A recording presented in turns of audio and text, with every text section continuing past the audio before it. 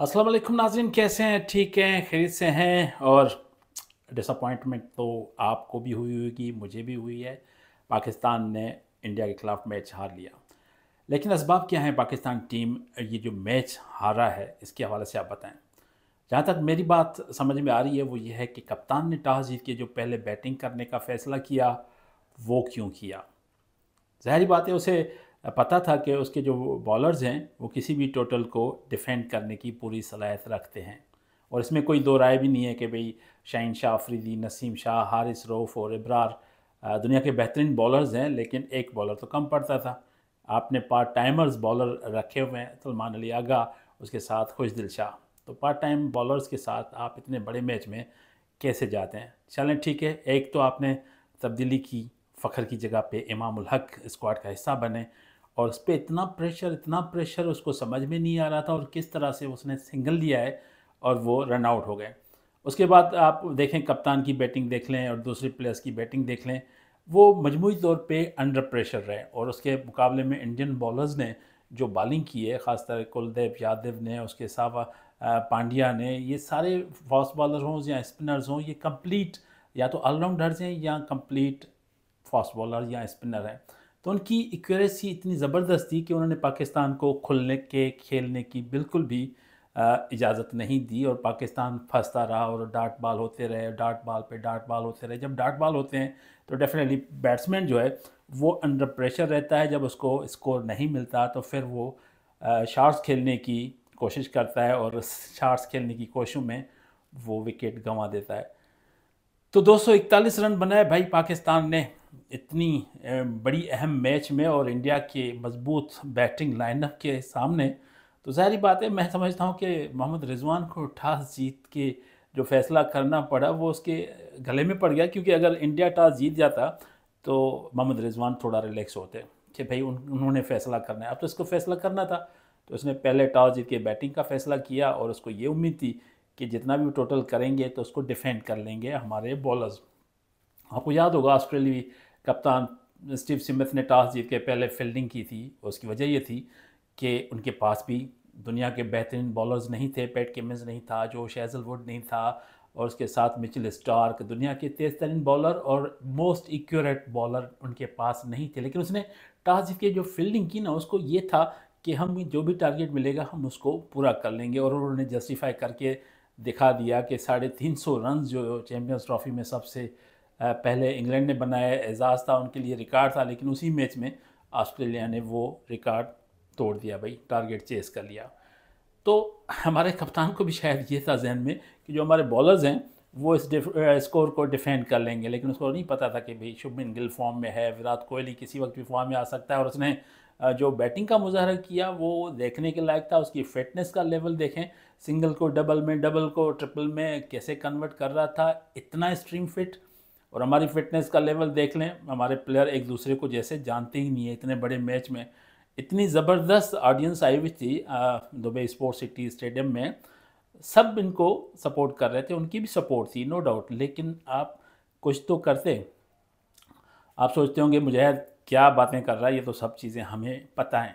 लेकिन जो मैं चीज़ आपसे करना चाहता हूँ वो ये है कि हमारे हेड कोच कौन है, हमारे चीफ सेलेक्टर कौन है? आकिब जावेद। भाई एक बंदा चीफ सेलेक्टर भी है, वही बंदा हेड कोच भी है।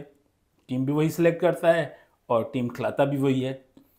4 चेंजिंग्स जो हुई हैं, साउथ अफ्रीका के अगेंस्ट सीरीज़ जीती हमने, ऑस्ट्रेलिया के अगेंस्ट सीरीज़ जीती, जिम्बाब्वे से सीरीज़ जीती, उनमें से आपने प्लेयर्स चेंज कर दिए और ऐसे प्लेयर टीम में लाए हैं जो कम से कम 1 डेढ़ साल तक वो वनडे स्क्वाड का हिस्सा नहीं थे।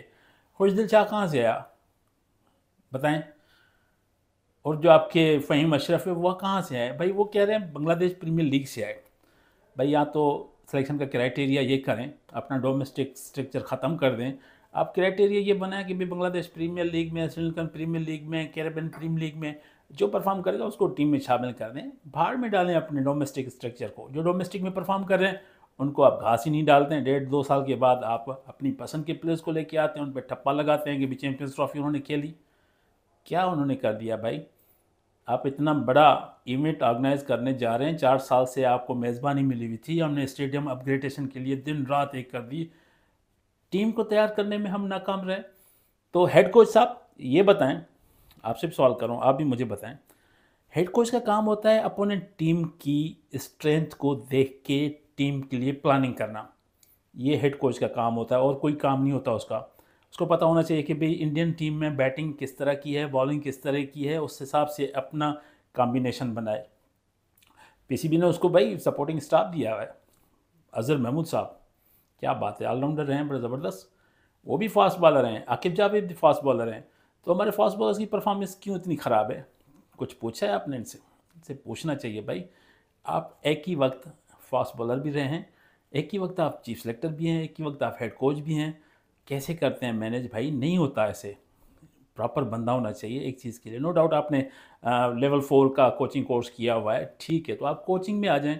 आप चीफ सेलेक्टर बने हुए हैं, हेड कोच बने हुए हैं, हेड कोच क्यों बने हुए हैं? बॉलिंग कोच बन जाओ। आपने अब्दुलरहमान को बॉलिंग कोच बनाया हुआ है, वो स्पिनर था। अब वो फास्ट बॉलिंग को क्या सिखाएगा? अगर वो नहीं सिखा रहा तो भाई आकिब जावेद आप और अजहर महमूद क्या कर रहे हो? आप फास्ट बॉलर को गाइड करो। नहीं, बिल्कुल नहीं करना। और ऊपर से आपने बैटिंग का जो कोच किया है वो आपने किया है शाहिद असलम को। शाहिद असलम क्या करता रहा है?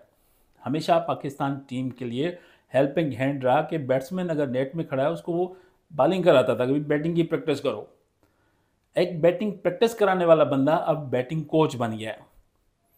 बैटिंग कोच प्रॉपर एक पोस्ट होती है। आपने जैसन गिलेस्पी को निकाल दिया, आपने गैरी कार्स्टन को निकाल दिया, वो लोग छोड़ गए आपको। आप कहते हैं हमने उसको निकाल दिया, वो आपको छोड़ गए भाई, आपने निकाला नहीं। क्योंकि जब आपने उनसे मुआहदा किया था तो आपने कहा था कि हम उनके कहने पे टीम सेलेक्ट करेंगे, और आपने रेड बॉल और वाइट बॉल में उन दोनों को सिलेक्शन कमेटी का मेंबर भी बनाया था। फिर आप उनसे पूछते ही भी नहीं थे कि भाई किस तरह की सिलेक्शन हो। डोमेस्टिक में जब वो आए तो वो आपको प्लेयर्स के नॉमिनेशन कर रहे हैं कि ये प्लेयर अच्छा है, ये प्लेयर अच्छा है। आप कहते हैं कि नहीं, आप इंटरफेरेंस नहीं करें, आप सिर्फ कोचिंग करें। तो वो तो भाई इंग्लिश है, उन्होंने कहा कि हम सिर्फ फील्डिंग कराने या नेट में बॉलिंग कराने, नेट में उनको बताने के लिए नहीं है। ये पूरी एक प्लानिंग होती है कोचेज़ की, वो करते हैं। तो वो तो दोनों चले गए। अब तो सब आपके अपने, फिर टीम की परफॉर्मेंस इतनी अच्छी नहीं है, क्यों? अच्छा, दूसरा ये बताएं, ये जो मेंटोर हमने रखे हैं भाई, कहाँ है ये? मिसबाह उल हक साहब कहाँ हैं? शुएब मलिक कहाँ हैं? सरफराज अहमद कहाँ हैं? वक़ार यूनिस साहब कहाँ हैं? और सकलैन मुश्ताक साहब कहाँ हैं? 50-50 लाख रुपए आप उनको मंथली देते हैं, और ग्राउंड पे तो कहीं नज़र नहीं आ रहे भाई। कौन से रीजन में काम कर रहे हैं, कौन से डिपार्टमेंट में काम कर रहे हैं, किस प्लेयर के साथ काम कर रहे हैं? ये मेंटोर कहाँ है? 50-50 लाख रुपया पर मंथ, 3 साल का कॉन्ट्रैक्ट, ठीक है, दे दिए आपने। अब वो मुख्तलिफ टीवी चैनल पे एज ए एक्सपर्ट बैठे हैं, वहाँ पे अलग कॉन्ट्रैक्ट किया हुआ है लाखों का कि भाई हमारे सिवा किसी से बात नहीं करनी, हमारे चैनल के साथ सिवा किसी से बात नहीं करनी। तो कोई सज़ा और जज़ा होनी चाहिए। मोहसिन नकवी साहब, आप चीज़ों को देखें, आपको तो सारी चीज़ों का पता हो गया है कि आप सिस्टम से आए हैं, सिस्टम को जानते हैं। तो खुदा को माने, पाकिस्तान की एक ये वाहिद गेम बची है जिसमें पाकिस्तान यूनाइट हो जाता है। कहाँ गई हॉकी आपकी? सारी दुनिया में आपने हॉकी पे रूल किया, हॉकी आपको याद ही नहीं है। स्क्वाश कहाँ गई?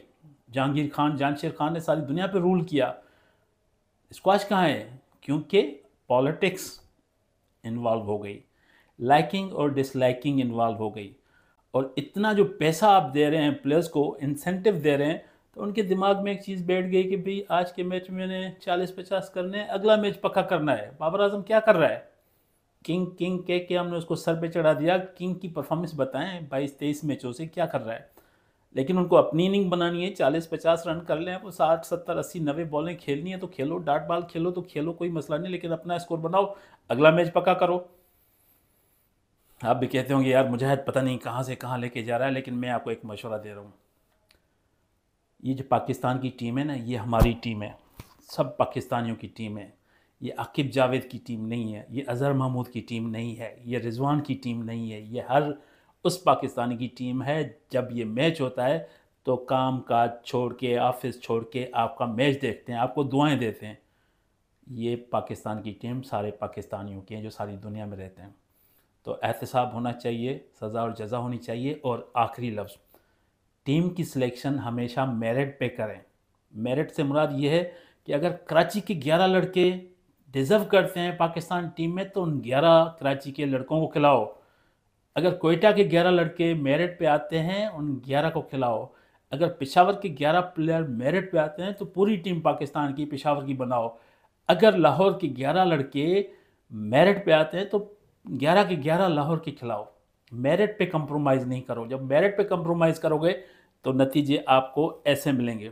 उम्मीद है आपको मेरी बातें अच्छी भी लगी होंगी और समझ में भी आई होंगी, और इंशाल्लाह ताला आने वाले मैचेस पे भी ये सिलसिला चलता रहेगा।